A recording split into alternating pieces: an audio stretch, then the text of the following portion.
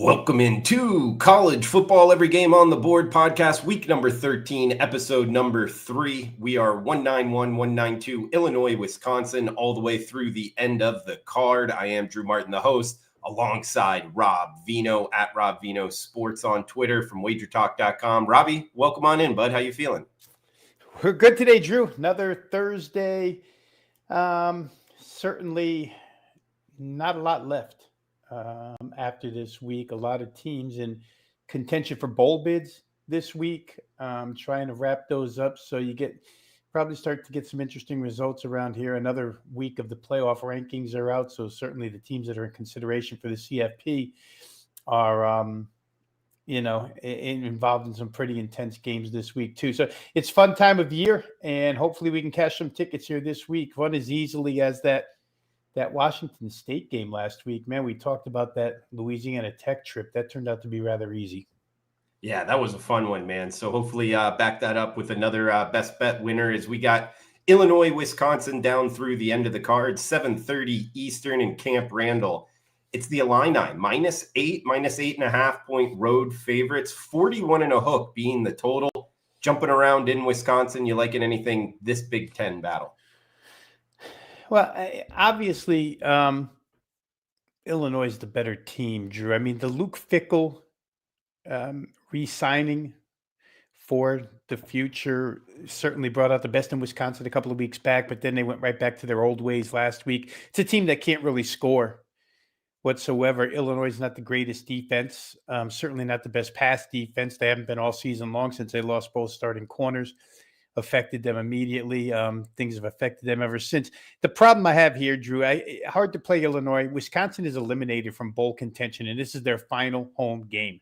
And generally, this would be your Super Bowl if you're a team like Wisconsin. It's a springboard into next year. I don't think they're going to lay down in this game. Points could be worth taking, but I just don't have enough faith in their offense to do enough to cover a number. Maybe I should. It's the only way I would look in this game. If I had to bet it, I would bet the Wisconsin side based on motivational edge. I think Illinois is already in. They're 7-3. They're in a bowl.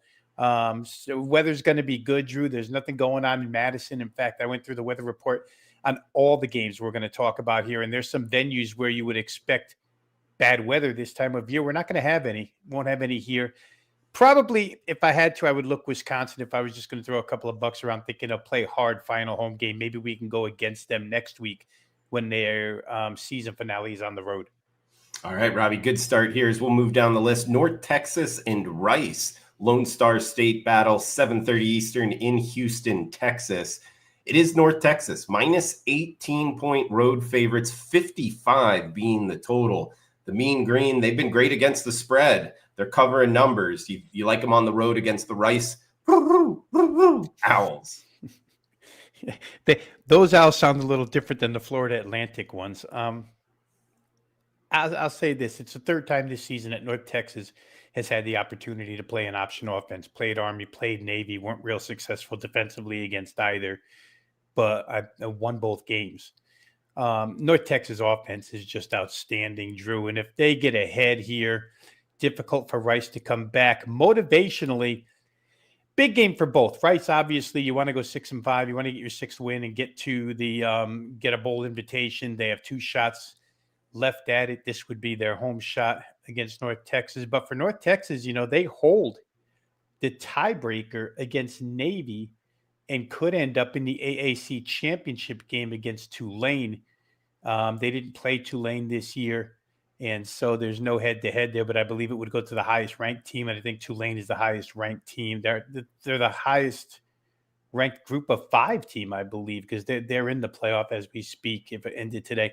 So for North Texas, a lot of incentive to get to that AAC title game here. Question is, can you cover 18.5 against an option team? I look at it 2 different ways. Rice might be able to slow the clock, but it's North Texas's 3rd time playing this, and Rice is just not as efficient as Army and Navy are. So you might get some 3 and outs early where North Texas can build a lead, and from there, their lead can snowball. Because if you get Rice out of their game, they have nothing left. They're certainly not going to pass their way to a backdoor cover, I wouldn't think. 2 ways I'd look at it. And I'd probably look at it from a North Texas team total perspective first. I think their team total could get over the number here. And then secondary, I would probably look to North Texas to cover, but that would be the least favorite of those two plays. All right, Robbie. We got next up Kansas and Iowa State, Big 12 conference battle, 12 noon Eastern, kicking us off on Saturday. We are seeing the Cyclones -4-point home favorites, 55.5 being the total. Big 12 conference battle here. Kansas and Iowa State from Ames, Iowa, up next. I don't know, maybe more than semi impressed with the Jayhawks play down the stretch here, Drew. I know they lost at Arizona, but they were in control of that game for quite a while. KU the week before beat Oklahoma State pretty solidly, 38-21. Everybody's beating them pretty solidly.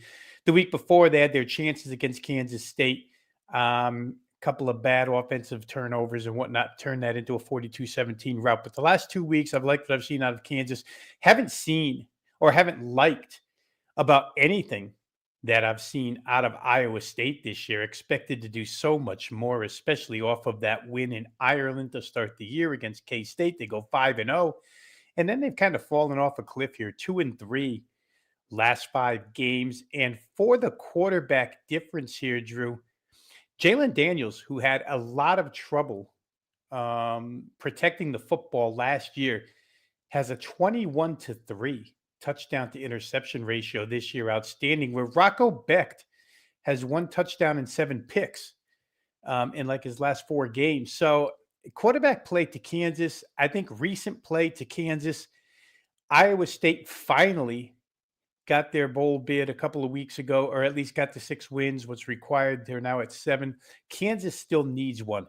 I think they're good enough, Drew. I think they're playing good enough. I kind of like the underdog maybe to pull the surprise upset. I know in recent history, Ames is a difficult place to go. The weather's pretty decent here for this day. Like I mentioned earlier, most decent weather on all these games we'll talk about.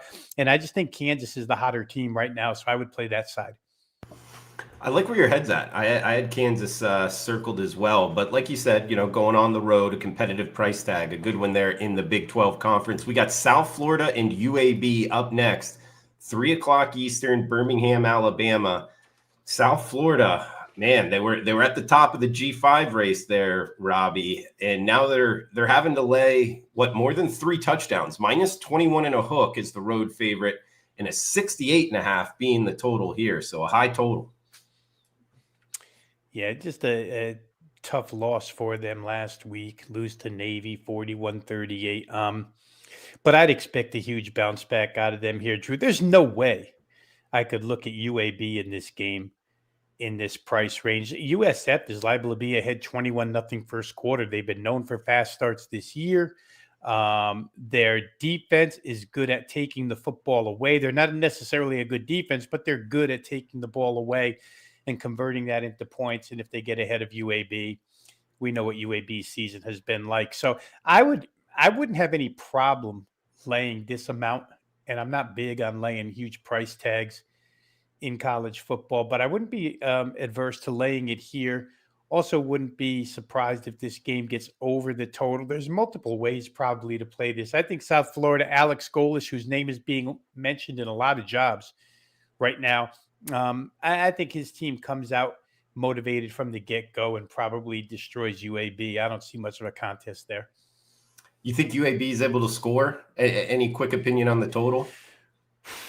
I think the total, if I was going to play a USF game, I would play it over. I think UAB could get theirs later, second half in a game. USF does have a tendency to give them up, Drew. You just look at the points allowed. It's 23 or more in 5 of their last 6 of their last 7.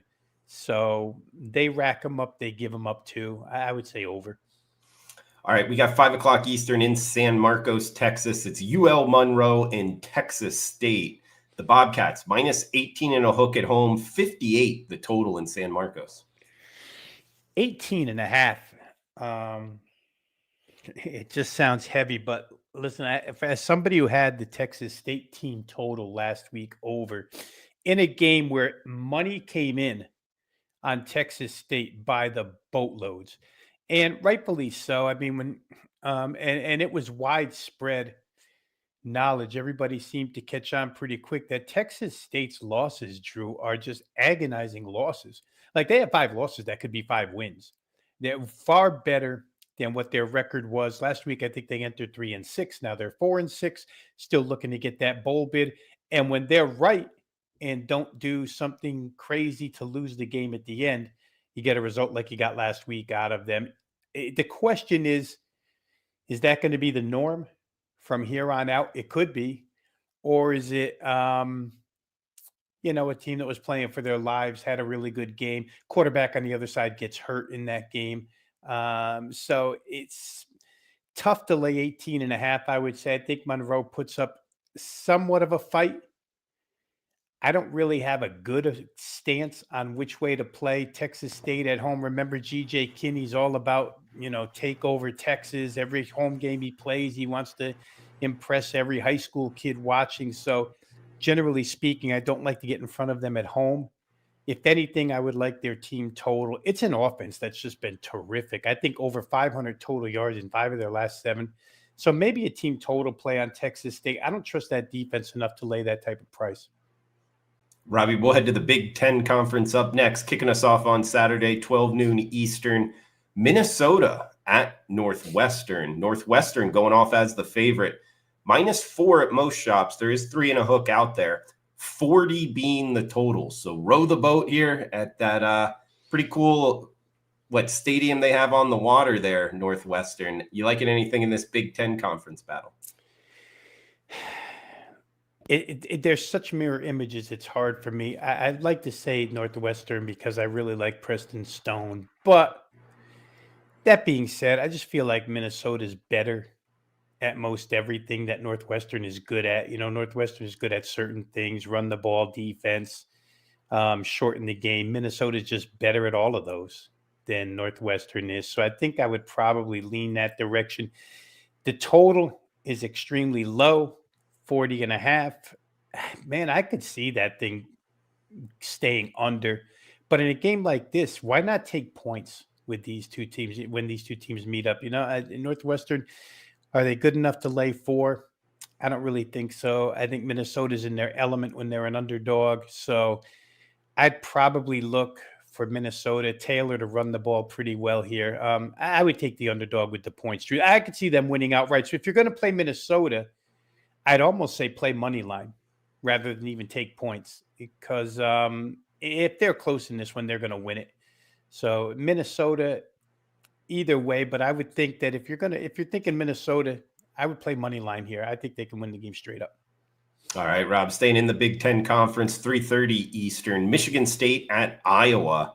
The Hawkeyes, heavy favorites here, -16.5 at most shops. 42 and a hook being the total. So the Spartans on the road at the Hawkeyes. Are you liking anything in Iowa City? I'll tell you, this is a big number for this Iowa team.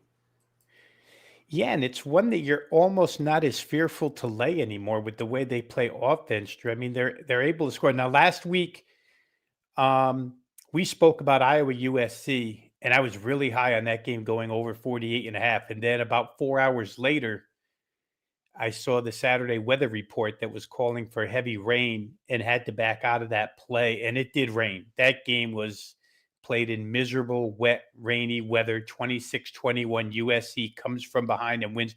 Iowa really had a dominant first half. USC made some adjustments at halftime, give them credit, came back out, won that game. That's 2 extremely tough losses in a row for the Iowa Hawkeyes, right? You get beat by Oregon in the last minute on your home field. Then you go to USC, you're winning at halftime, playing really well. You lose in the second half in a bad weather game. Question would be, how do they bounce back? Again, with Iowa, I just never feel like there's highs and lows with the Iowa Hawkeyes. I just feel like it's a steady stream. Kirk Ferentz, all right, we lost 2 in a row, tough. Let's come back. Let's play a good game this week. And I think they will. Michigan State hasn't won a game inside the conference yet. Jonathan Smith, the head coach who came over from Oregon State, has yet during his tenure to fix this program. In fact, it's probably gotten worse this year. Aiden Childs getting hurt. His quarterback doesn't help. But I think Iowa could win this game. Let me put it in context of final score, Drew. Somewhere like 30-10. which isn't really a dominant offensive performance, but the way that defense plays, you saw it last week against USC. You saw it the week before against Oregon. I think Iowa can cover the number. Robbie will stay at 3:30 Eastern. Head to the Alamo Dome in San Antonio. It is East Carolina at UTSA.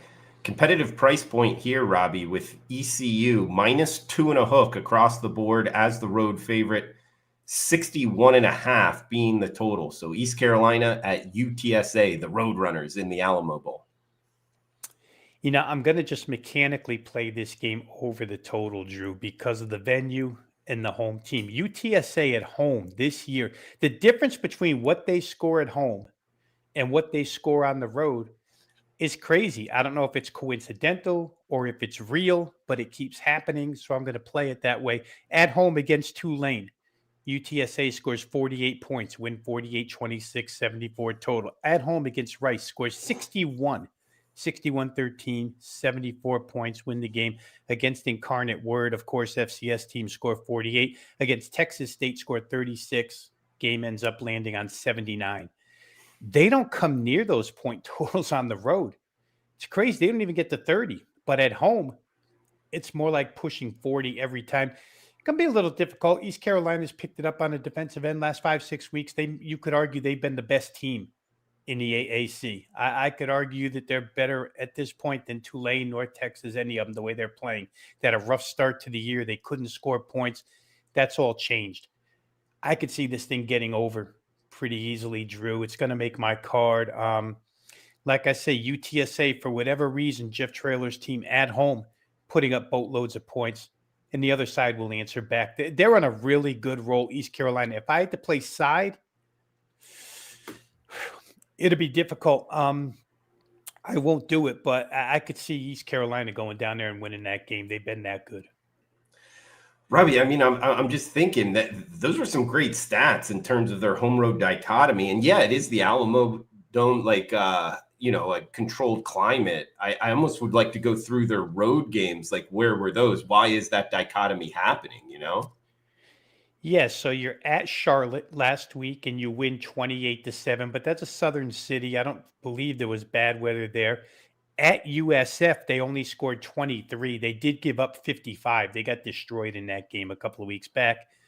At North Texas, they only scored 17. Again, a Texas city, just like what they play in. And I think Denton, I believe, is turf as well. Lose 55-17. Come here east to Temple, only score 21. Go to Colorado State, only score 17. And first game of the year, A&M 24. So, I mean, it's crazy. They've played far more games on the road than they have at home. But those home results, it's like the offense can't be stopped at home, and it can be, contained on the road. Yeah, I like that. All right, UTSA back at home here. ECU, UTSA. Again, you can even find 61.5 out there. So looking towards the over. We'll head to the SEC conference up next. Nashville, Tennessee. It's Kentucky at Vanderbilt, 3:30 Eastern. Welcome to college football in 2025. We're seeing Vanderbilt in an SEC matchup laying more than a touchdown, Robbie, as high as -9.5 as the home favorite, 54 being the total as the Wildcats visit the Commodores. There was a point about 3 weeks ago, Drew, I think 3 or 4 weeks ago, where I played a Kentucky game over. That game was against Tennessee because Kentucky had, it seemed like they found a little bit of a rhythm in a passing game with their quarterback switch. And that lasted for all of 2 seconds. And we get right back, Cutter Boley hasn't been the answer to Kentucky's offensive woes. Team goes right back to not being able to score. You have to score against Vanderbilt. They come off a big win against Tennessee Tech. They were good against Florida a couple of weeks back. I don't see that happening against Vanderbilt, quite honestly. I think that, again, you have to be able to consistently score in order to beat Vanderbilt. And I don't see that out of Kentucky right now, as much as I wanted to get to them because of the passing game, but I don't know that it works here. Vandy at home, Vandy with so much online. Vandy's right around the corner from being one of these college football playoff teams. I mean, a couple of things go their way and they do what they're supposed to do, and they're in. So certainly a ton of motivation there. The Kentucky Wildcats, I'm just checking here, Drew, real fast to see what their bowl eligibility status is. If they are closing in on it or if they are in on it, they are right now 5-5. So it's a desperation game for them, and probably one where they say, hey, we got as good a chance here as we do at Louisville. Maybe that's not true. Maybe they have a better chance at Louisville because they've been real good against Louisville 2 of the last 3 years. I think Vandy's the right side here. I just think too much motivation, too much offense, too much going their way at this point for Kentucky's offense on the road to overcome. Like it, Robbie. Shout out to the chat box, both on YouTube and Twitter. Welcoming Gabriel. Not sure in what you would want to trade with, but Adam in the house as well. What is up, my guys? Let's cash some tickets. Let's win some money for sure. As we're talking with Robbie Vino at Rob Vino Sports. Every game on the board. We got best bet action, Texans money line in the Thursday NFL game. So, Nice.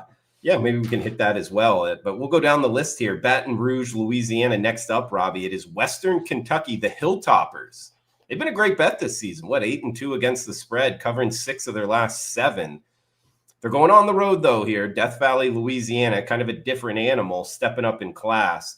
LSU, go Tigers, -21 and a hook is the home favorite, 50.5 being the total. Can the Hilltoppers shock the world here, Robbie?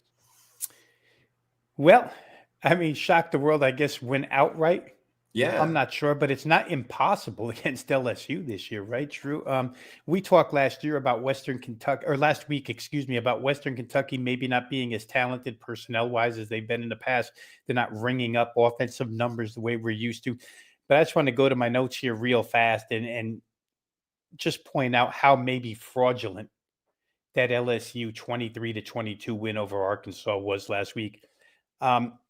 Arkansas had a fumble on the 24-yard line where they lost the ball. LSU's 29-yard line. They had an interception at the LSU 9. They got stopped on downs at the LSU 1. They missed a field goal. I mean, that's, if everything goes right, that's 3 touchdowns and a field goal. That's 24 points potentially left on the field by Arkansas last week in a game that they only lost by 1. All that went wrong, and LSU could barely win. LSU, of course, no Garrett Nussmeier last week.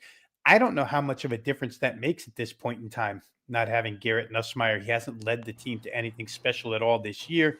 Michael Van Buren may play quarterback again.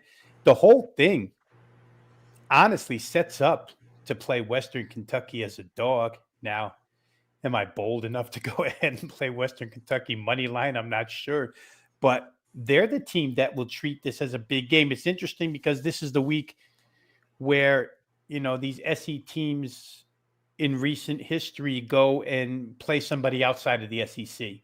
I don't know how serious LSU is going to take this game. I know Western Kentucky will take it serious. So taking points, probably a smart suggestion here in that game.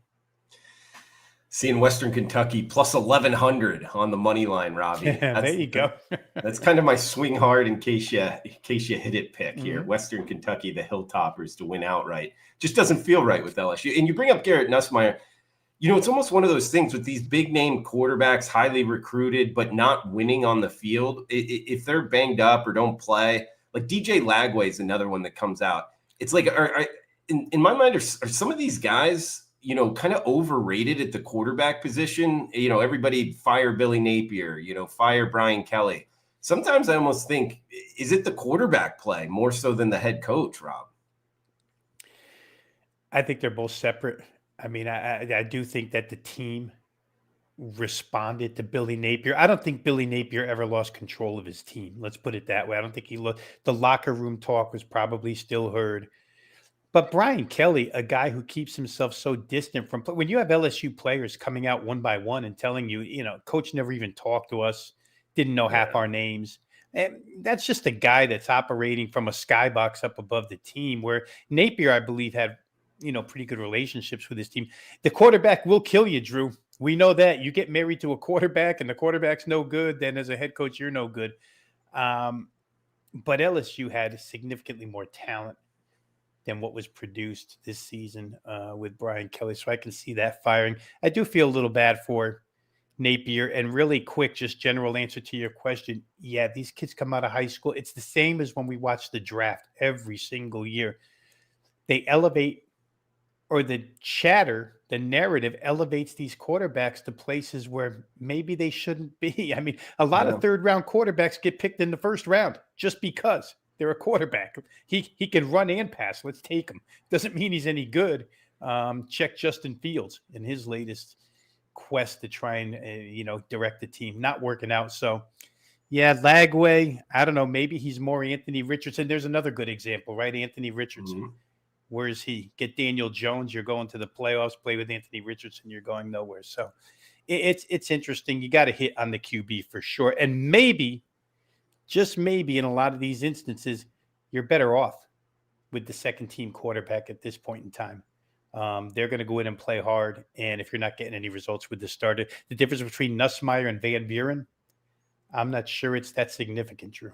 Yeah, me neither. And sometimes it almost makes it tricky, but it could be good for sports bettors when you get these new quarterbacks in that first game. Like, really watch them. Like, I'll throw out one from just midweek action. Miami of Ohio.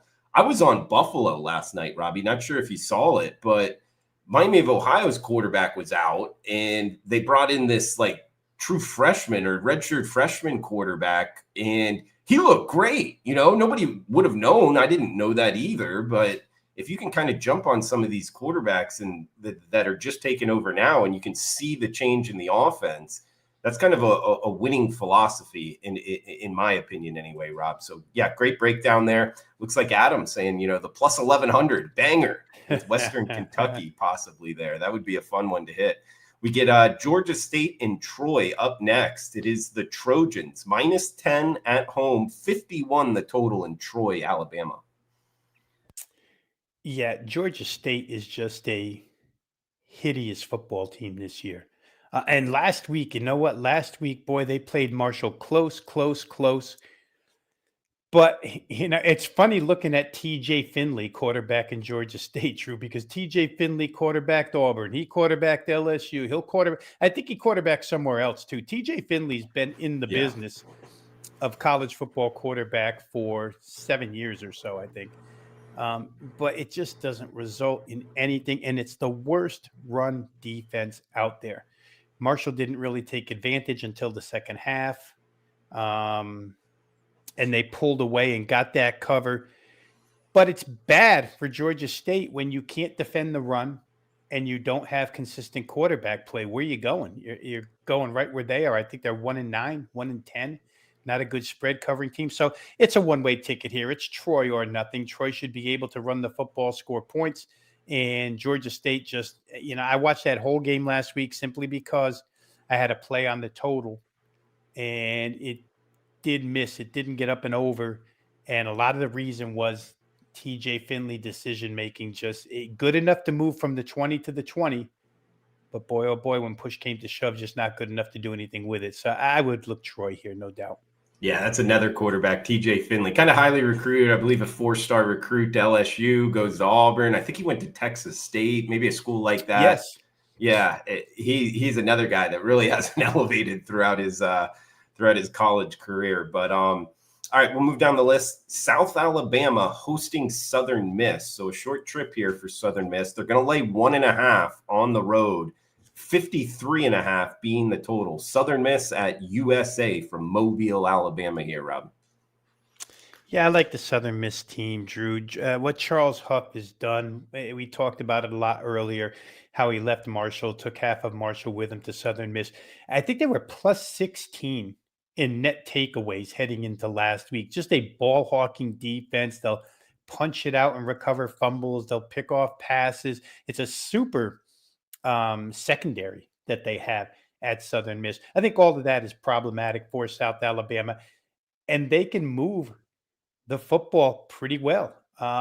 You got to have a little bit of bounce back here. I'm checking my South Alabama numbers. So they're basically eliminated from bowl contention. So South Alabama, maybe you get a little bit of a rise out of them, but I don't think they're good enough personnel-wise, Drew. The inconsistency on their offensive side all season long has been easily recognized. And the Southern Miss side has, Braylon Braxton, the quarterback for Southern Miss. That's an important factor in this one because he was a little bit banged up last week. And without him, they're not necessarily the same. So hopefully his health is back to anywhere 80-90% here, which I think it's supposed to be. And that makes a difference for them. Braylon Braxton, remember, is the kid who started at Tulsa, played pretty well there. Now at Southern Miss, has taken the reins and directed this team to where they're at. I think they're the right side here, Drew. I just like their defensive ability to score some points. They've been outgained in some games pretty significantly and still won because the defense sets that offense up with short fields or scores for them. So the offense is good, but they do get helped by that defense quite a bit. Rob, we'll head to CUSA, Conference USA up next, 3:30 Eastern from West Miami. It is Jacksonville State at FIU. Jack State -1 as the road favorite. So competitive price tag here, Robbie, 56.5 being the total. This is an interesting handicap. FIU, another team, quarterback change or injury, whatever you want to call it. Jenkins goes out, and then FIU with their backup quarterback knocks off Liberty last week. Is that kind of that same profile I was talking about a few games ago? Tricky handicap here. Jack State on the road here at FIU. Yeah, Joe Pasansky, 24 of 34, 206 yards. We've talked about FIU a lot, Drew. It seems like they're always in our portion of the card when we get together on Thursdays. But I said it last week about Jenkins. He's just he's the kind of guy who, when you have money on FIU games, you do rip the hair out of your head because he'll just drive you crazy. Phenomenal play, one play, you see the talent. Next play, it's like, oh my God, what is he even thinking about? And maybe they're better off with a more steady quarterback out there. Like I say, 24 for 34, 206, brought out the best in FIU last week. Not that Liberty has lived up to expectations at all this year, but still, it's a dog. It's an upset win for Florida International. So if the troops rally behind him, I could see FIU rallying behind him here, I wouldn't get away from Florida International in this spot. I think they're probably a pretty good side here with the new quarterback. I thought, and I'm not positive, I thought that was a benching and not as much of an injury, but I could be wrong on that. Sometimes I get these quarterback switches mixed up. But I think Pasansky is going to be your guy this weekend. And if that's the case, I kind of like FIU. Yeah, a little spark. Yeah, the kind of the situation we were just talking about there at the quarterback position for FIU. We get next one up, South Bend, Indiana, Syracuse at Notre Dame. We're seeing the Irish, Robbie, laying a big number here, -35, -35.5 at a lot of shops, 50 and a hook being the total. Tough trip for the Orange. What do you think of the ultimate equalizer, though? 35.5, Rob. Yeah, lose by 28 to Miami of Florida last week does Syracuse. So Miami of Florida offense 2 weeks ago, a Miami of Florida offense that hadn't shown a lot of life, but Syracuse's defense is that bad. And again, out of Notre Dame, we saw this again last week, Drew. Maybe I'm repetitive here, but there's times where Notre Dame can just hand it off in their sleep and gain 5 or 6 yards. Jeremiah Love, Price, these guys, it's such a good run game. Last week against Pittsburgh, Pittsburgh, as far as passing offense goes, had taken the conference by storm, and Notre Dame just walked in there and shut it down. Their last 3 wins are 25-10, 49-10, 37-15, all against overmatched opponents. Prior to that, 36-7 against NC State and a win against USC. Notre Dame's playing for style points right now. They're still not guaranteed a spot. In fact, I think I was reading somewhere that the huge debate now, or something that could blow up in the committee's face, is this deal, either Notre Dame or Miami of Florida. I like to let these things play out before I try and, project what might happen. But Notre Dame has to win, and they have to win by margin because their schedule just doesn't provide anybody of substance, right? They're not going to look at Notre Dame's schedule and say, oh my God, you beat Boston College, you beat Navy, you beat NC State. It's not going to happen. So they got to win big. They're showing it right now. Their defense has turned it on. I don't think Syracuse has a prayer, honestly, to cover the spread here. as long as that Notre Dame shows up with that focus. Well, Robbie, I feel like as the host, I got to ask you though, if it does play out, they both went out, and it's for the last spot, Yeah. Notre Dame, Miami. Well, I mean, who do you think gets the call, and do you think it's the right call? Would you make the different choice?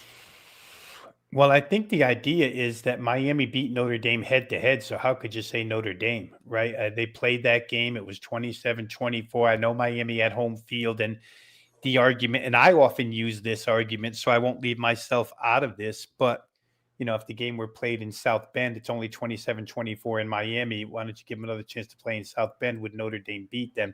I'm not sure. They're kind of, you can make strong arguments for both, Drew, but if it were me, I think you have to give it to the head-to-head side, which is Miami. It's weird because Miami might not even play in the AAC championship game. In fact, I don't think they can play in the Atlantic Coast Conference championship game, but yet they could make the playoff, I guess, as an at-large. Kind of crazy to see the ACC get two teams in. Yeah, that was a while. It was week one, so you got to remember that. Does that discount it at all? That was actually a game I was at personally. It was a close game, back and forth. I thought either team could have won. It was kind of a coin flip game. Great atmosphere, a lot of Notre Dame fans. But yeah, that'd be an interesting situation for everybody. I don't know. I'll tell you. Yeah. While I think of it, I'll tell you real quick what it probably comes down to is Miami went to SMU and lost. Should SMU make the ACC title game and SMU win the ACC championship, then Miami could say, well, we beat Notre Dame and we lost to the ACC champ. And that probably seals the deal for them.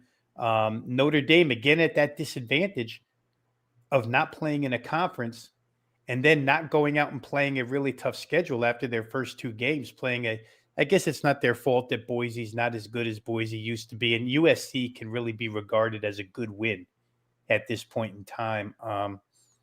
Be interesting, Drew. I'm glad I'm not on that committee because people are going to be angry with you no matter what you choose. Yeah, that's true. It's kind of a tough job, and want to give the people what they're asking for here, Rob. I know we got 2 games left, but we do have Ed in the house saying he needs to know Robbie Vino's view on the San Diego State game, and of course, we hit every game on the board on this podcast, so you can listen to that with the Mid-Major Matt episode. I just posted it a couple minutes ago, wherever you're downloading your podcast at, every game on the board. But it is San Jose State, San Diego State. San Diego State minus 11 and a hook, 51 the total. Rob, I know this isn't part of your list, so if you don't have anything, that's totally fine. But I'll say this, Ed, that San Jose State loss last week to Nevada, giving up 55 points, that's a team I'm not interested in betting on. So it'd be the Aztecs or pass for me. Robbie, not sure if you have anything quickly on Ed's question. I'm not sure what to make of that game, Drew. I mean, in fact, the way we talked about it last week, I do remember the first score I saw, and that was like 24-3 or 24-6 Nevada. Yeah. And I thought of you right away, and I'm thinking, what in the world is going on here? This total has been bumped up to 50.5. I'm not going to take a lot out of what San Diego State did to Boise with a backup quarterback last week, right? The backup quarterback turned out to be not real good. Boise is not better off for not having their starter in the game. But San Jose State gives up points way too easy, and Walker Egan and company can throw the football. I don't know what happened last week, honestly. It's one of those that I'm almost treating like a mirage. So I see the number. I was just looking here quick to see where the total sits at 50.5. To Ed's question, I would look at that game to go over 50.5. San Jose State probably bounces back with a far better offensive effort. They're way better in the passing game than what they showed last week, and they will give up yardage. They will give up points. Good point there, Robbie. It's 2 games left. New Mexico at Air Force up next. This is a 7 o'clock Eastern kick. Minus 3.5. That's the Lobos as the road favorite. 55 being the total. So a competitive point spread here, but on the road at Air Force, kind of a difficult place to play. You liking anything in this Mountain West Conference matchup, Rob? It's just a terrible injury for Air Force last week when their starting quarterback, Liam Sarka, went out against UConn. And Air Force, they have nobody to blame but themselves for what happened last week. I think in the first half, they had, I'd have to go back and check my numbers exactly, but I think it was somewhere around 240 yards of offense, maybe more. And they just didn't have anything but a 7-point number on the board. They got stoned at the goal line. They stopped themselves on drives. Then Zarka got hurt, and I had to turn to the backup Kemper Hodges, and it wasn't the same because he can't throw the ball the way Zarka can. And still, despite all of that, they outgained UConn. Actually, Air Force has played better defense. I got caught up. I cashed an awful lot of tickets early this year on Air Force over. So I just continued to mechanically play it. Air Force games over. And the last two or three haven't gotten there. And Air Force has gotten a little bit better defensively.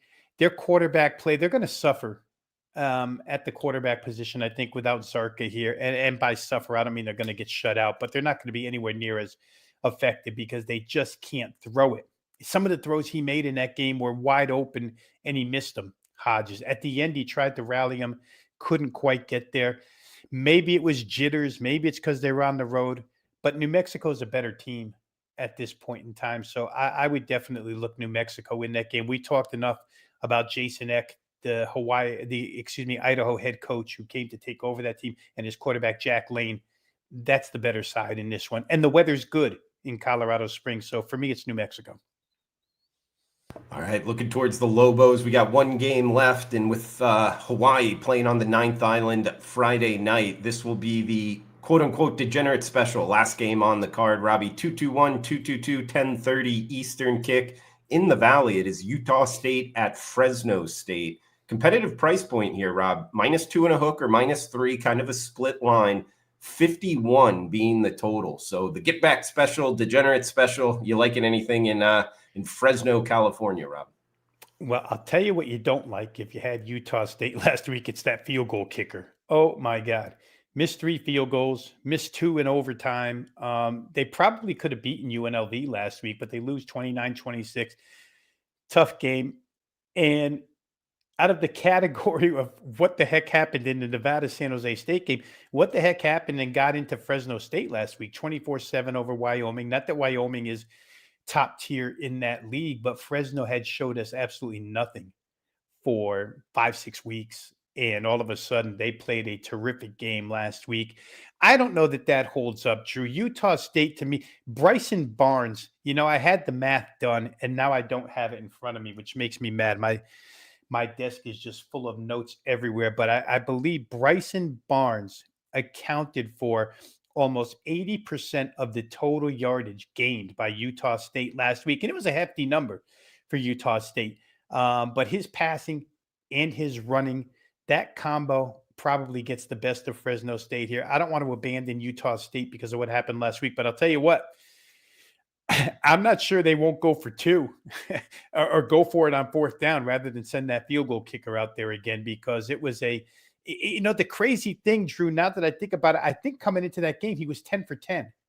I could be wrong. And I think it was 10 for 10 on field goals and then couldn't make a field goal. We'll see how it goes this week, but they're the better team. I think I might find my way to Utah State in that one. Yeah, one of those things, you just got the jitters and you lose it mentally, It's one of those things in kicking. So for sure, Robbie. Adam, I see that comment there. I am not losing money with Air Force again. Yeah, sometimes it's just better to leave them off the board type deal, guys. But this is every game on the board. Apple Podcast, Spotify Podcast. That's going to do it for all the games on the slate for Week 13. But Rob, actually, next week you're out of town, so we'll get you back for one more bowl podcast if you're open for it. Yeah, we definitely have to do that, Drew. That's our time of year. Traditionalist, I love bowl season. It's kind of sad though. The season's ending here, man. I know. It's crazy. It goes so fast. It's unbelievable. But we'll be into college basketball pretty strong before you know. And in fact, a shameless plug here, but for those who enjoy college basketball and are, betting on college basketball early this year, Wager Talk, 10 a.m. each and every morning, 10 a.m. Eastern, 7 o'clock Pacific time.